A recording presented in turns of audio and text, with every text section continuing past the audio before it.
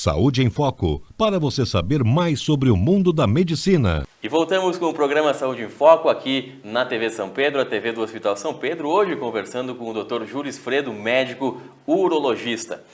Dr. Júlio, no bloco anterior a gente conversava sobre o câncer de próstata e vamos continuar conversando sobre o câncer de próstata. Na região da Serra aqui, a incidência nos homens é maior do que em outras regiões ou não?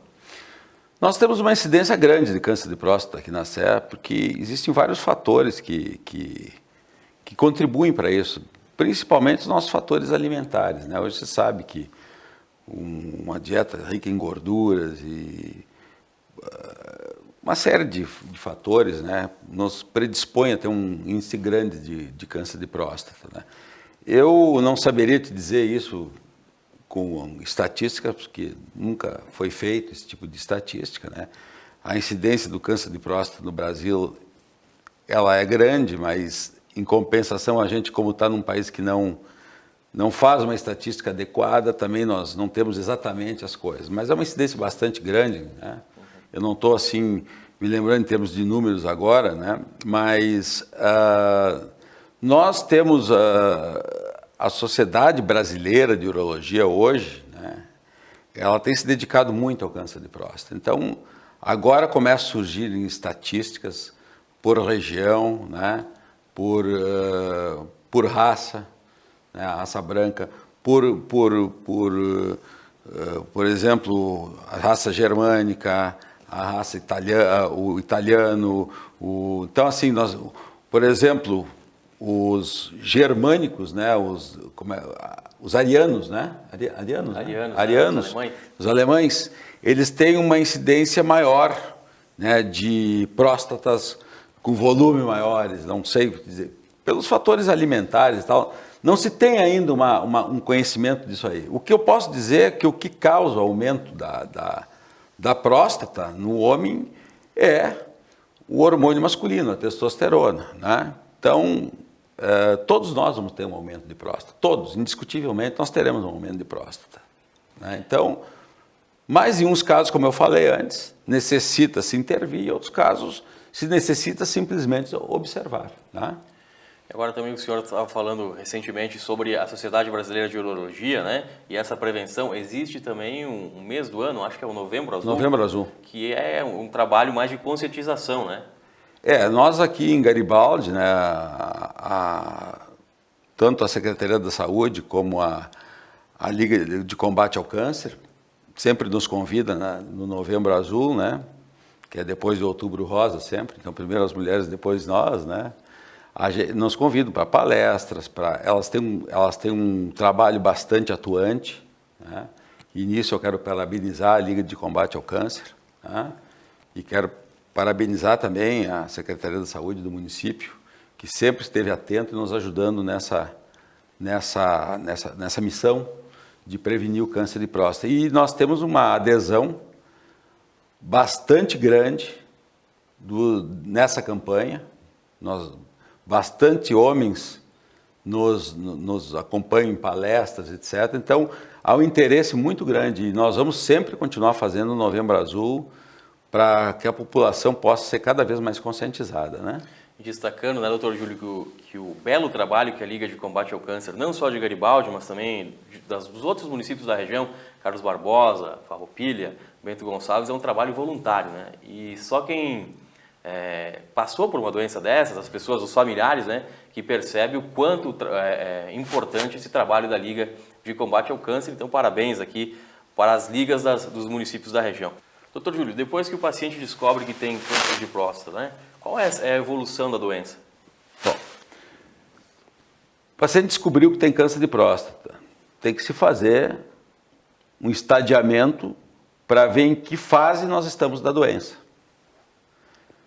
Por exemplo, se for uma doença inicial localizada só na próstata, dependendo da idade do paciente, volto a frisar, esse paciente vai ser encaminhado para a radioterapia ou fará uma cirurgia chamada prostatectomia radical, tirando toda aquela maçã, como eu expliquei antes, a casca, tudo, e emendando lá a bexiga no canal da urina, deixando aquilo livre.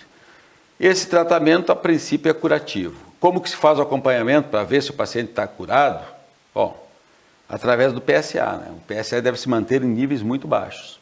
Aumentando o PSA, esse paciente tem que ser encaminhado para o oncologista para o tratamento complementar. Porque aí nós tivemos uma recidiva bioquímica do paciente. O que é a recidiva bioquímica? O aumento do PSA.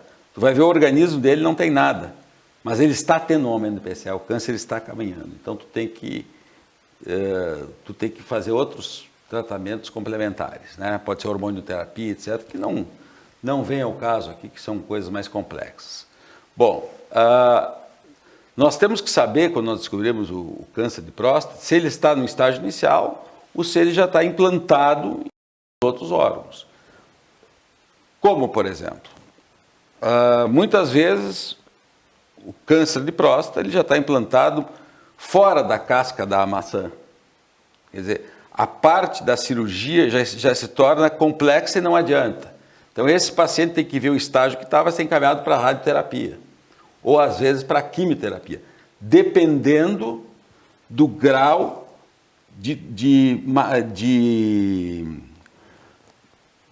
do grau de malignidade desse tumor, certo? Então, por exemplo, nós temos uma escala de Gleason que mede este grau, que não vem ao caso aqui, tá? Que vai vai até 10. Né? Então, nós temos nas biópsias de próstata, são tirados fragmentos com uma agulha por via transretal, sob anestesia que se faz aqui no hospital. Né? E é mandado esse material para o patologista examinar. Lá ele vai nos dizer o tipo de câncer. Primeiro, se é câncer ou não é.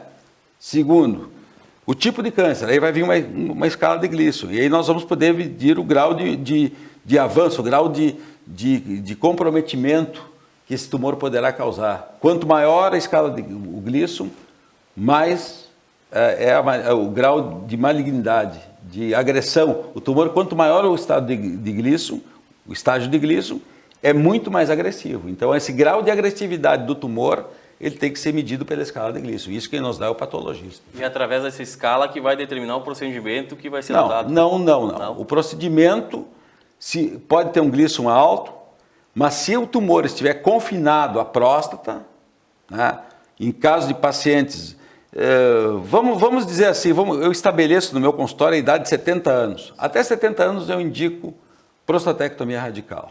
Né? Acima de 70 anos eu discuto com o paciente o que ele gostaria de fazer, porque eu acho que uma radioterapia vai ter, pela sobrevida que ele vai ter a mesma eficácia. Né? Então, e a taxa de cura praticamente é igual. Né? Então, assim, eu só não gosto muito de radioterapia pelos efeitos colaterais da radioterapia, então eu prefiro sempre, o paciente jovem, tratar com prostatectomia radical, com cirurgia. Né? Bom, mas aí você vai partir para o estadiamento. Esse tumor pode estar metastático, quer dizer, está fora já da casca, da cápsula que a gente chama. Então já é um estágio B ou C. Né? Pode já estar num outro órgão, né? Pode já estar num outro órgão. Normalmente, os órgãos comprometidos por câncer de próstata são os ossos, né? Ossos longos, fêmur, costelas, bacia. Né? Então, a gente tem que fazer o que a gente chama de uma cintilografia óssea para ver se não tem implantes. Bom, se houver um fígado, fazer prova de insuficiência hepática, pulmão, cérebro, quer dizer, então a gente passa o paciente por uma série de exames para ver se não existe implantações desse tumor à distância, que nós chamamos de metástases. Né?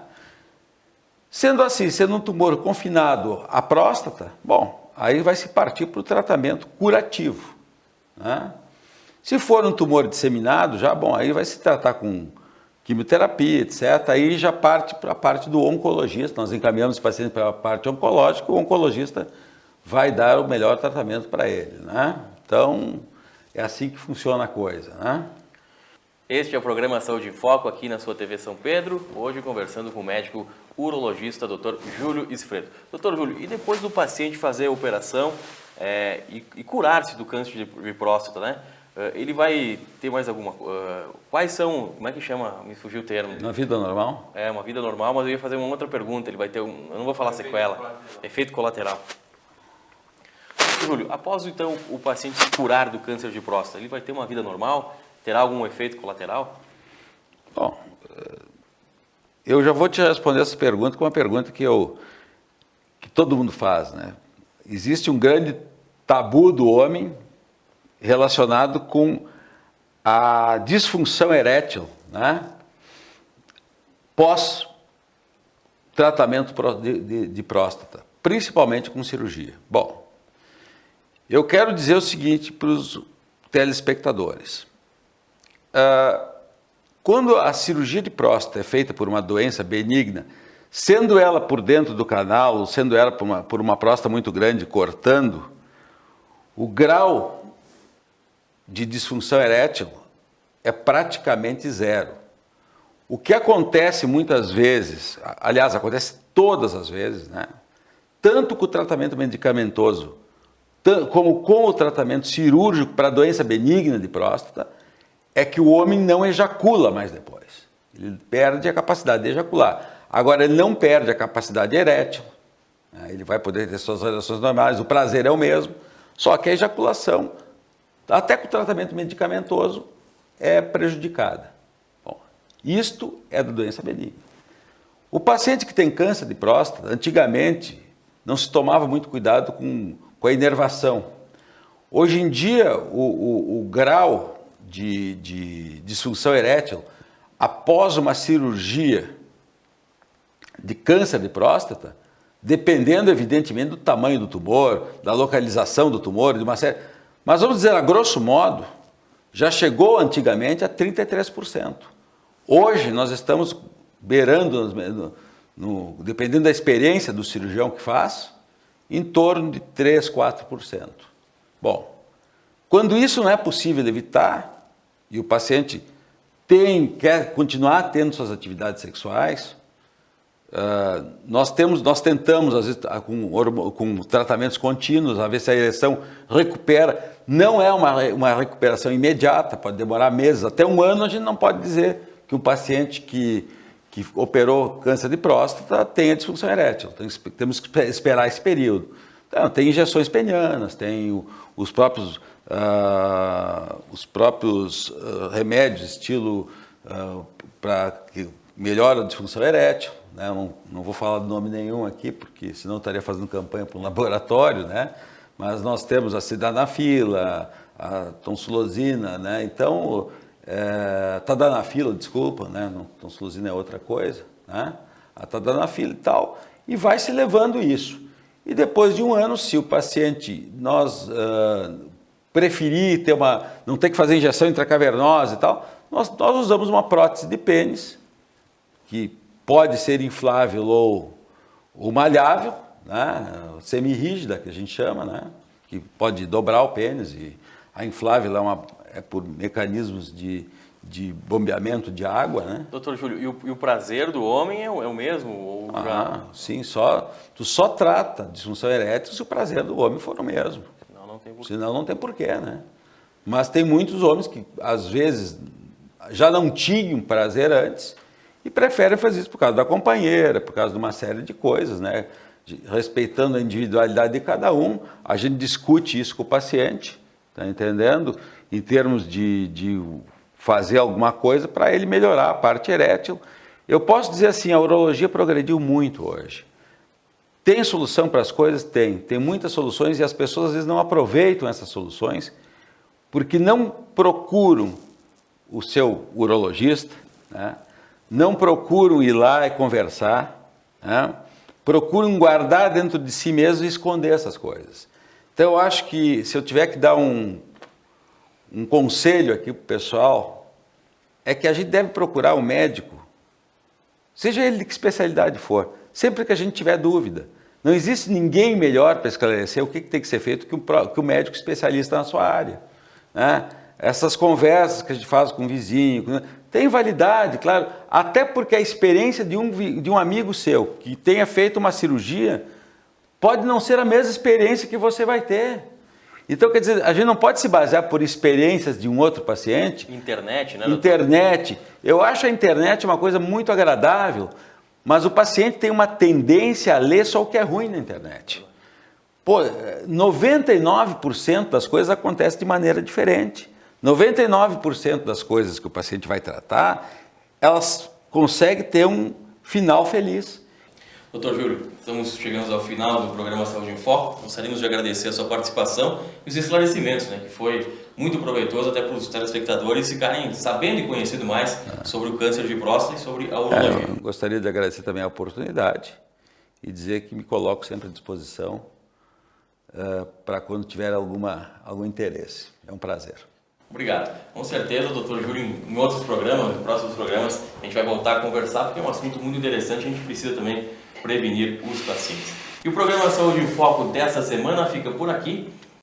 Próxima semana, outro médico entrevistado aqui na sua TV São Pedro. Lembrando que você também pode assistir os nossos programas pelo YouTube, e pelo site do Hospital São Pedro. Até o próximo programa.